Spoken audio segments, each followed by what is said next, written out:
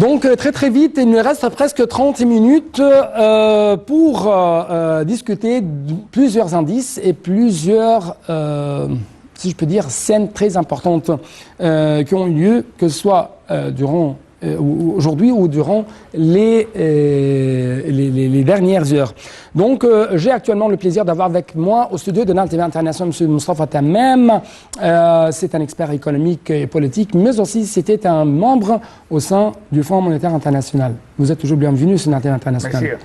Merci beaucoup. Donc, pour commencer, j'aimerais faire une sorte de commentaire, de savoir votre point de vue concernant, si je peux dire, et les hommages qui ont été rendus par l'OMS, l'Organisation mondiale de la santé, à l'égard de l'Égypte, ses efforts dans la lutte contre le Covid-19, dans l'hépatite C, contre l'hépatite C, mais aussi ses efforts dans le fait de comment arriver à un certain équilibre entre santé et économie. Ça, c'est un point très important.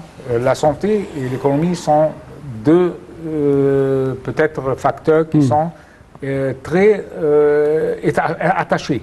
Et je vais commencer avec la santé. Certainement, comme on a vu depuis 2-3 ans, il y a l'initiative du président qui a donné un pouvoir pour éliminer le virus C. Et certainement, ça a donné beaucoup de pouvoir.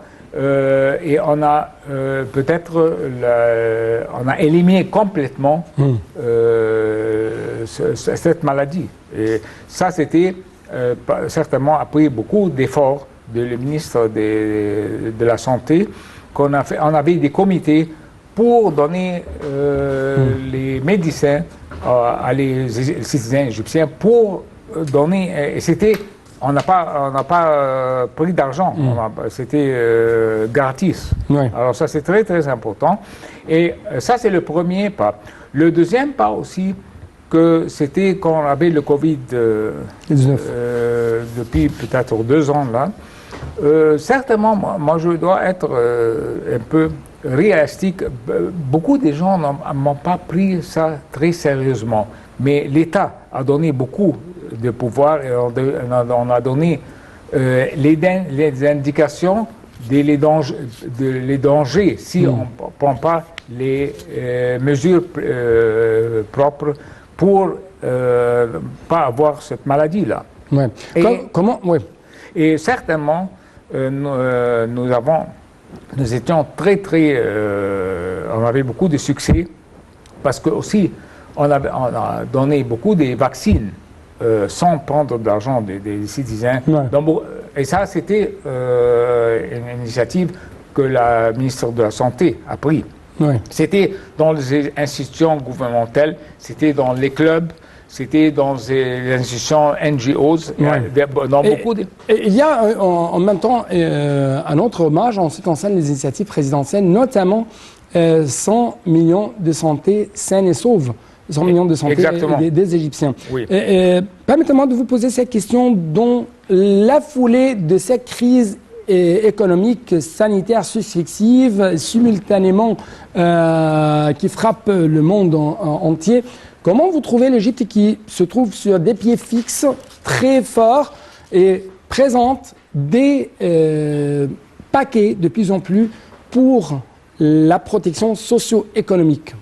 Ça, c'est une question très importante. Peut-être le succès de notre programme-là, c'était à cause qu'on a commencé d'avoir le programme de réforme économique qui a pris pas de 2016, depuis peut-être 7 ans, 5-6 ans maintenant, quand on a libéré les devises, ça c'était très important, quand on a donné beaucoup de pouvoirs pour élever le secteur public, pour encourager le secteur privé et aussi pour donner le facteur social. Certainement, vous avez ici, on a peut-être beaucoup de gens qui sont très pauvres. Alors, le gouvernement a donné beaucoup de pouvoirs. Et ça, je vais vous dire deux exemples. Le premier exemple, c'était le programme de Kafala au Karama. Et l'autre programme, Solidarité et dignité, ou dignité et solidarité. Exactement. Et l'autre programme, c'était pour les pensionnaires. Je veux vous dire que les personnes à la retraite, oui. On a élevé les pensions depuis 3 ans, 70%. Vous parlez des sommes qui sont consacrées aux personnes à la retraite. Exactement. Oui. Alors, tous ces facteurs-là, et certainement aussi que l'État a mis sur le marché beaucoup de produits. C'était avec l'armée, en coopération avec l'armée et avec le ministre de l'Intérieur. On avait beaucoup des magasins avec des. Si vous voyez dans les rues, il y avait beaucoup de voitures qui vendaient les produits à des prix normaux. Alors, tous ces facteurs. Des prix réduits, des prix. Exactement. Si je peux dire. Il y avait une sorte de comment arriver à baisser les prix dans des points de vente qui relèvent au ministère, que ce soit de l'Intérieur ou de l'armée. Mais j'aimerais vous poser une question. Des mises en garde contre des risques de récession mondiale qui sont retentissantes ces jours-ci, notamment après le lancement d'un rapport par le FMI. Comment cette récession va affecter l'économie mondiale et l'économie égyptienne par conséquent, et quels sont les instruments à travers lesquels l'État égyptien essaye de lutter contre de telles crises? Certainement, cette crise-là, ça aura beaucoup des aspects négatifs. Moi, je pense que, et peut-être le gouvernement a donné le bon exemple, on doit rationaliser les dépenses. Moi, je vois qu'ici, en Égypte, et je vais vous donner un exemple. Si vous invitez quelqu'un chez vous, à la maison, il y a une tradition qu'on fait beaucoup de manger et après, tout le demi de ce manger-là est jeté dans... et on jette et personne... alors, on peut... Ici, l'électricité, on peut rationaliser dans le domaine de l'électricité, le domaine de l'eau. Beaucoup de gens, si vous voyez, on use l'eau d'une façon pas professionnelle. Alors ça, tous ces facteurs-là, on doit, et ça serait peut-être le rôle de le média qui va donner un signal que si on ne fait pas ça et ça et ça et ça, on va souffrir. Alors certainement, c'est très très important d'avoir un contrôle sur sur la consommation et sur comment on dépense notre argent. Ça, c'est très, très important. En ce qui concerne l'argent, par exemple, de plus en plus, il y a bien sûr une récession qui va frapper de plus en plus le monde entier, mais aussi une inflation. Et à côté de l'inflation, il y avait des mesures qui ont été prises pour lutter contre ou freiner ou juguler la montée de l'inflation au monde entier. Par exemple, la Fed américaine a élevé ses taux directeurs, ses taux d'intérêt directeurs, mais justement, il y avait des retombées négatives sur les économies mondiales en général, sur les marchés émergents, mais aussi sur les pays en développement. Comment vous avez vu ces retombées et comment vous suivez la manière avec laquelle l'Égypte essaie de traiter ce sujet? Ça, c'est très, très important parce que, malheureusement, au passé, on n'avait pas une coordination entre le ministre des Finances et le gouverneur de la Banque centrale. On n'avait pas ça. Mais maintenant, c'est grâce à peut-être l'administration et le gouvernement maintenant, il y a beaucoup de coordination entre les processus des finances et les processus monétaires. Ça, c'est très, très important. Et ça, s'il y a une coordination entre les deux facteurs-là, on pourra avoir la stabilité de l'économie. Je vais vous dire un exemple. Certainement, si vous avez suivi l'intérêt sur la livre égyptienne, on a élevé l'intérêt, c'était 10%, c'est 14% maintenant. Et peut-être aussi, on a une stabilité on a élevé. Je crois que c'était moins de 14% pour la livre égyptienne. Maintenant, c'est 14%. Maintenant, c'est 14% ou plutôt entre 11 et 12%. C'était 11% depuis peut-être 2-3 mois. C'était 11%. On a élevé ça. Et moi, je pense, et d'autres banques, on a élevé 15%. Et j'ai entendu que certaines banques ont donné peut-être des certificats à 18%. Ça, c'est très, très bien parce que ça va élever, ça va attracter la liquidité qui est dans le marché et ça va donner un contrôle sur l'inflation. Ça, c'est très, très important. L'autre côté, peut-être le gouvernement encourage dans beaucoup des avantages pour les secteurs publics et aussi de l'autre côté, on a éliminé beaucoup des problèmes que les investisseurs, s'ils sont des étrangers ou des Égyptiens, qu'on va facile ici. Ça, c'est très, très important parce que, comme vous savez, ici, en Égypte, on a 3 facteurs peut-être qui causent un petit problème ici. On a peut-être, si vous entrez en dispute avec quelqu'un, ça prend un long temps. Le président a donné ses instructions au ministre de la Justice qui finit tous les cas qui sont depuis 2-3 ans. Donc ça, il y a une intervention personnelle de la part du président pour bien sûr dépasser les problèmes. Les problèmes et les obstacles. Ça, c'est le numéro 1. Numéro 2, c'est la... Et ça d'après votre point de vue en tant qu'un observateur et un économiste, ça avait un impact positif vraiment sur le terrain pour les investissements? Oui, certainement. Ça va donner une stabilité.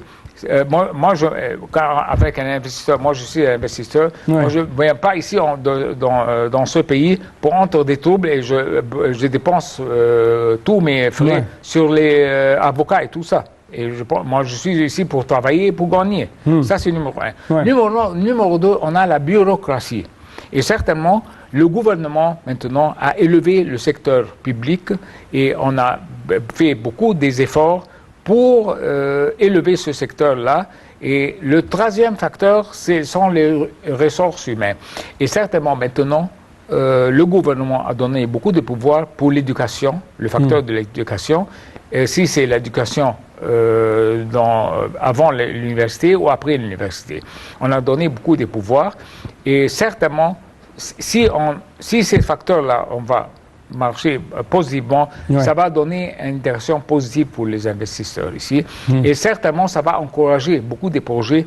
Et de l'autre côté, ça va limiter les imports. Vous savez, parce que notre problème ici, que nous importons peut-être 70% de des produits. Beaucoup des produits ne sont pas nécessaires.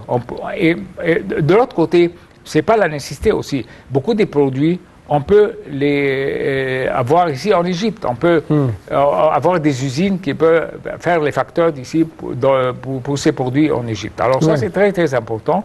Et ça va éliminer les gens qui n'ont pas du travail. Justement, avant de passer à ce point, j'ai une information concernant le ministre des Finances, Mohamed Mouayet, qui est accompagné du vice-ministre des politiques financières et de développement institutionnel, Ahmed Kojak. Les deux vont participer aux réunions annuelles du Fonds monétaire international, la famille de la Banque mondiale à Washington, qui démarre aujourd'hui, dureront jusqu'au 15 octobre courant, sous les thèmes unité en temps de crise pour échanger des visions, des idées et apporter des solutions efficaces face aux effets des crises économiques mondiales successives. M. Mouayet tiendra un certain nombre de réunions bilatérales, participera également à des tables rondes. Donc, ma question porte cette fois-ci sur 2 choses. Premièrement, la pauvreté. Le FMI a lancé, avec la Banque mondiale, a lancé une mise en garde contre le niveau exacerbé de la pauvreté qui va frapper le monde entier à cause des guerres. Ces gammes des crises. Donc, ici en Égypte, comme vous trouvez, on essaye de faire des initiatives de plus en plus efficaces pour lutter contre cette pauvreté. Donc, comment vous trouvez les moyens qu'on peut, à travers lesquels, par exemple, surmonter cette nouvelle vague de pauvreté qui va frapper le monde entier. Certainement, le gouvernement a pris une très importante initiative qu'on a donné un projet pour élever et pour éliminer les problèmes, pas dans les cités capitales comme le Caire, Alexandrie, dans les villages. Dans les villages. Où on n'a pas de l'eau, où on n'a pas d'éducation, on n'a pas de la santé. Et il y a un projet qui va donner, et aussi l'irrigation pour avoir l'agriculture. Alors, ce projet-là est très, très important parce que ça va élever et ça va donner des qualifications pour les ressources humaines. Et ça va donner une chance pour ces citoyens qu'on peut participer dans les plans de développement. Parce que malheureusement, depuis longtemps, on a négligé les villages. Ouais. On a concentré sur peut-être les... Donc vous parlez qu'actuellement, où il y a presque 6 ans par exemple, il y a ce qu'on appelle un développement inclusif, et non pas exclusif. Exactement, oui. Ouais. Ça, mais d'après votre observation, votre remarque même, est-ce que c'était une sage politique, une sage stratégie égyptienne adoptée il y a quelques années, par exemple il y a 6 ans, presque 6 ans, oui. dans le fait de comment restructurer l'économie égyptienne, de comment arriver à avoir une infrastructure sophistiquée, parce que actuellement il n'y a plus de finances, je peux dire, il y a un manque de finances au niveau mondial. Il y a des problèmes concernant le changement climatique, concernant la pauvreté, concernant la dette, ainsi de suite. Donc c'était une sage décision de commencer il y a 6 ans d'avoir de telles infrastructures. Et est-ce qu'on va, si je peux dire, est-ce qu'on va voir ses fruits pendant la prochaine période encore? Définitivement. Pourquoi? Je vais vous dire, parce que si vous n'avez pas une infrastructure professionnelle, personne ne va venir ici. Je vais vous donner un exemple très, très simple. Depuis 15 ans, on avait un très grand problème avec les téléphones, la communication. On n'avait pas beaucoup de facilités pour avoir une communication. Si vous voulez élever votre téléphone et vous voulez téléphoner quelqu'un, c'était très, très difficile. Le gouvernement a donné beaucoup de pouvoirs. On a eu beaucoup de projets dans ce domaine-là. Dans le domaine de l'électricité, vous vous rappelez, on avait beaucoup de problèmes avec l'électricité. Et ça, certainement, moi je ne pense pas, je parle pas avec le normal citoyen, je parle avec les hôpitaux, les industries, les industries stratégiques. Il y a beaucoup de demandes sur l'électricité. Ouais. Et si vous voyez, le troisième domaine, c'est le gaz, et le domaine pétrolier. Ouais. Si vous voyez, on avait beaucoup de projets maintenant, et on a encouragé... On va parler de ce projet de gaz, et ainsi de suite, mais justement, avant ça, j'aimerais vous présenter avec nos chers téléspectateurs cette information concernant le ministre d'État pour la production militaire, Mohamed Salah Eddine Mustafa, qui a affirmé l'importance de la coopération, la coordination continue et la complémentarité fructueuse entre les ministères de la production militaire et du secteur public, du commerce, de l'industrie, l'Organisation arabe pour l'industrialisation et la Fédération des industries afin de maximiser l'exploitation des capacités industrielles nationales de manière à réaliser le développement global et durable. Donc, avec la dépréciation, la dévaluation de la livre égyptienne, est-ce que c'est convenable actuellement de doper de plus en plus les processus visant à faire de l'Égypte une base industrielle? Définitivement, je vais vous dire, parce que ça va encourager les investisseurs à venir travailler ici, en Égypte, parce qu'on va avoir, le premier facteur, on va avoir les ressources humaines qui sont professionnelles et qui sont très bon marché si vous comparez dans des autres pays. Ça, c'est numéro 1.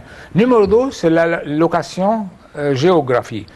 Si vous voyez la zone industrielle au Suez, de la canal de Suez, beaucoup de projets maintenant internationaux, des projets internationaux pas dans des domaines pétroliers seulement, dans beaucoup de domaines, prend place là-bas. Tout ça parce qu'il y a, certainement, il n'y a pas la bureaucratie là-bas. Il y a une société qui donne les facilités pour les investisseurs. Alors ça, elle n'a pas de connexion du tout avec le gouvernement. C'est une société anonyme qui travaille et qui donne beaucoup de pouvoirs pour les investisseurs. Si vous voyez, on a beaucoup de projets maintenant dans la zone internationale au Suez. Oui. J'aimerais bien sûr reporter une question, mais justement après ce petit reportage, qui va jeter plus de lumière sur le prix du baril de Brent qui s'est installé à 92,13 $ en baisse de 0,51 $ sur l'Intercontinental Exchange Futures de Londres. Donc un reportage après ça. J'ai une question très importante concernant l'énergie et les investissements.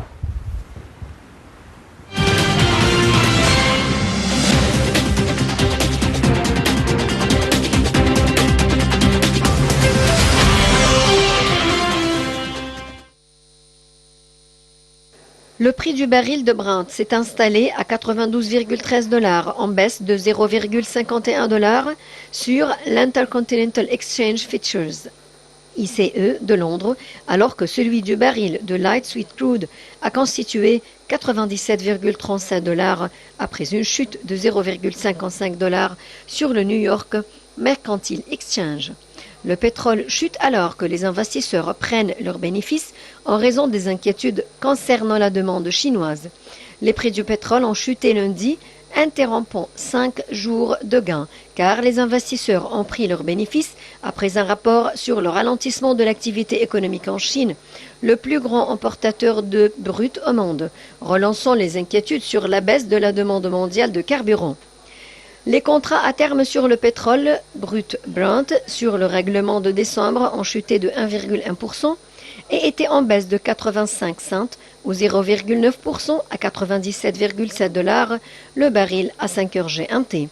Le ralentissement de l'économie de la Chine, deuxième plus grand consommateur de pétrole au monde, après les États-Unis, s'ajoute aux inquiétudes croissantes concernant une éventuelle récession mondiale déclenchée par de nombreuses banques centrales qui relèvent les taux d'intérêt pour lutter contre les taux d'inflation élevés.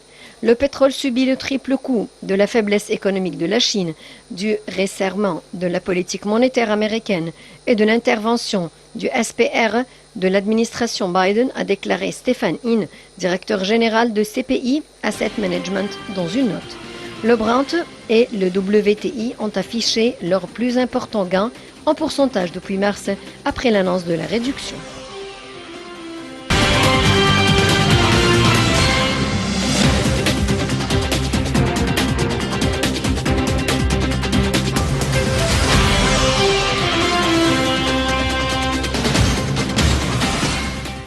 Donc la crise énergétique frappe de plus en plus l'économie mondiale. Par exemple, il y avait des déclarations très importantes faites hier. L'activité économique ralentit dans les trois grandes économies. L'Europe, qui a été durement touchée par les prix élevés du gaz naturel. La Chine, où la volatilité du logement et les perturbations liées au Covid-19 tirent la croissance vers le bas. Et les États-Unis, où les hausses de taux d'intérêt commencent à mordre. Il y avait une sorte de prescription faite justement par les grands responsables de l'économie mondiale. À cet égard, et d'après le reportage que nous avons vu, l'Égypte ne souffre pas d'une crise énergétique. Mais à quel point vous trouvez qu'il y aura une sorte d'intention de transférer les industries, notamment au sein de l'Europe, vers l'Égypte, parce que c'est tout à fait le contraire. On a un surplus dans le domaine de l'énergie.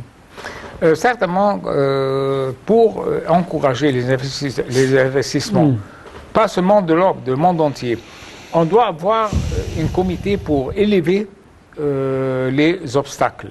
Certainement, comme je vous ai dit, on a beaucoup d'obstacles ici.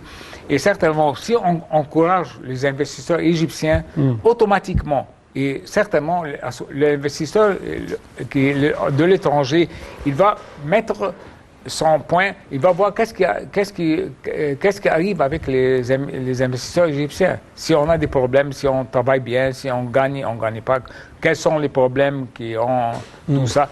Si les projets du secteur privé égyptien marche professionnellement, certainement, ça va encourager les investisseurs de l'Europe automatiquement. Ouais. Et je vais vous donner un exemple. Ouais. Dans le domaine pétrolier, depuis 6 ans, on n'avait pas des compagnies internationales pour travailler dans le domaine pétrolier. Maintenant, quand on a vu, il y a beaucoup des chances et beaucoup des facilités, on a vu beaucoup de compagnies internationales. On a vu peut-être la compagnie Eni italienne qui a découvert le gaz dans le Méditerranée. C'est un exemple. Ouais. Et c'est un grand projet là-bas.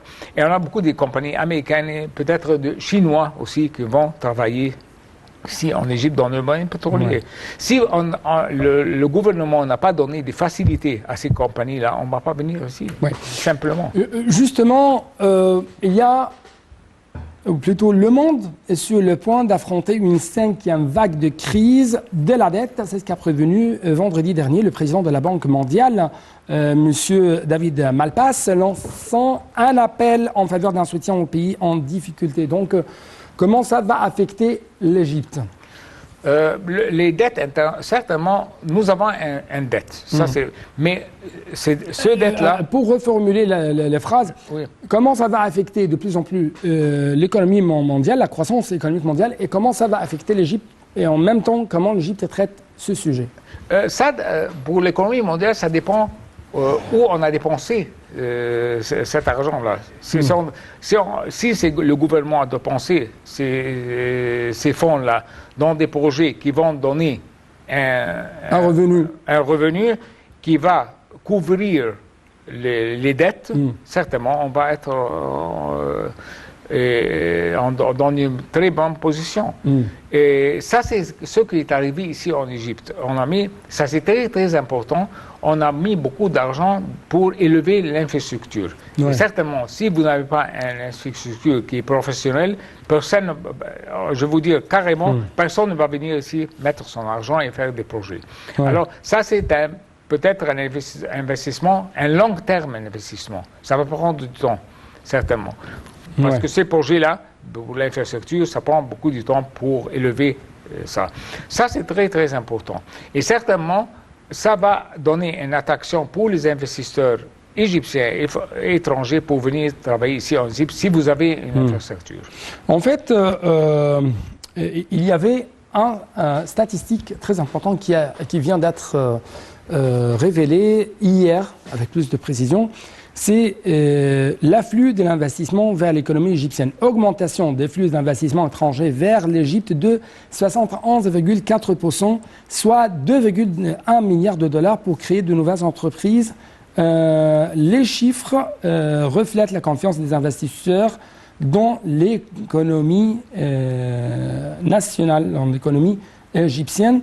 Donc, pour vous donner un peu plus de chiffres, la hausse des flux nets d'investissement direct étranger pour atteindre environ 9 milliards de dollars au cours de l'exercice 2021-2022. Donc c'est l'un des chiffres parmi les plus importants qu'on a obtenus récemment à travers des rapports et des statistiques officielles. Très bien.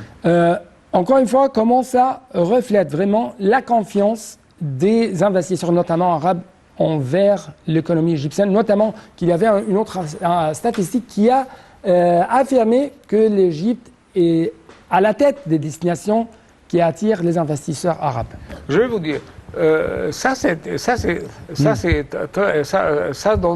nous donne un message très très clair. Ouais. Ça donne un message au monde entier que l'Égypte est stable, que l'Égypte va encourager les investisseurs, beaucoup des investisseurs vont venir, et on a une stabilité dans le système économique et le système politique. Et ça, c'est très, très important. Parce que si vous n'avez pas ces deux facteurs-là, personne ne va venir ici. Et en fait partout, notamment en Europe, il y a toujours des crises politiques, définitivement, économiques, socio-économiques, dans tous les pays, énergétiques. Oui. C'est normal. Ce n'est pas la même chose ici en Égypte. Merci beaucoup pour votre intervention. Merci beaucoup. Merci à vous. Donc, c'était tout pour cette édition. Chers téléspectateurs, à la prochaine. Au revoir.